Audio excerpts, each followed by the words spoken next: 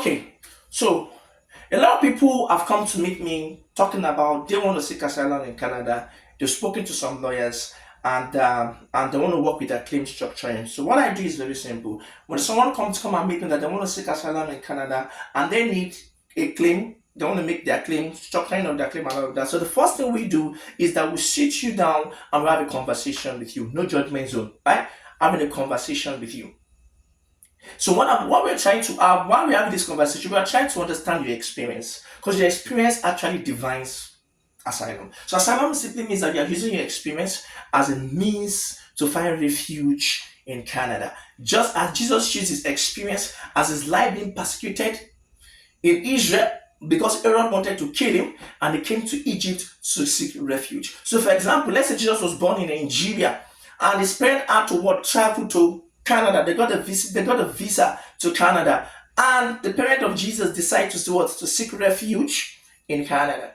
Now you're gonna say, oh, Jesus too is a lie. His parents are lying. Jesus is taking advantage of the system. Jesus is a liar. A lot of people said so many things. It's the same thing to Muhammad. You understand? I'm not a Muslim, but same thing to Muhammad as well.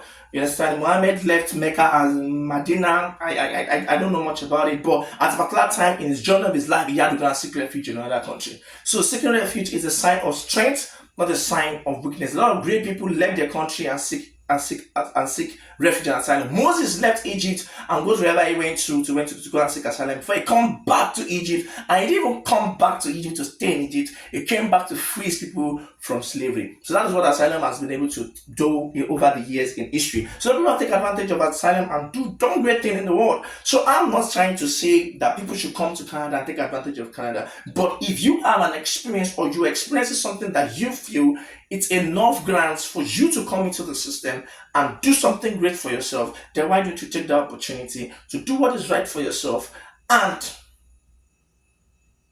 be a productive person for both the country and your own country at the same time. So I'm not supporting you to come to Canada. I'm not encouraging you to come to Canada to seek asylum. I'm only telling you to use your experience in a way that makes sense and define the system, or in a way that the system understands you and you meet the grants for asylum in Canada. So I'm going to give you this example before I move on to my next video, and I wish I can capture this example in this particular video. It's about a lady that came to me, and she has been advised to seek asylum already. Kudos to all the lawyers and immigration consultant doing the job. Yes, and she has been advised that already. So she came to me and she said she wants to make a claim. I said, okay, like I used to do. Let's talk about your experience. She works in an insurance company in Canada. In Nigeria, and she practically have a case ongoing based on the flood that happened in the northern side, and there was some money that was supposed to pay, and there were a lot of things that was happening in her office. A lot of things were happening in her office that if she positioned as a claim well, she could take advantage. I use the word take advantage, you understand? Don't miss it.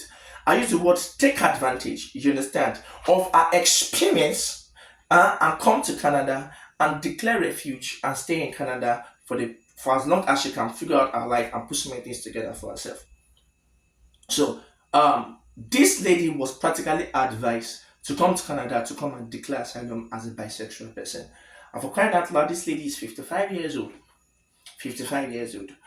I asked her one question. I told her that what I told her was, there's nothing wrong with you doing whatever you want to do. It's not my place to tell you that. But your experience alone, if you structure it well, there are good grounds to seek asylum in Canada. But if you're being advised to go for bisexuality, that is you, not me. You understand? But nobody's going to look at you and say, oh, you're not a bisexual person. But the way I look at you, personally, individually, I'm not going to look at you two times. I know that you are making this up. This is not true. You understand? But let me not be the judge. Let ILB be the judge. Then she left my office, and later I heard she went to go and seek asylum as a bisexual person. That is not my concern. You get? So I'm going to watch the next video, please.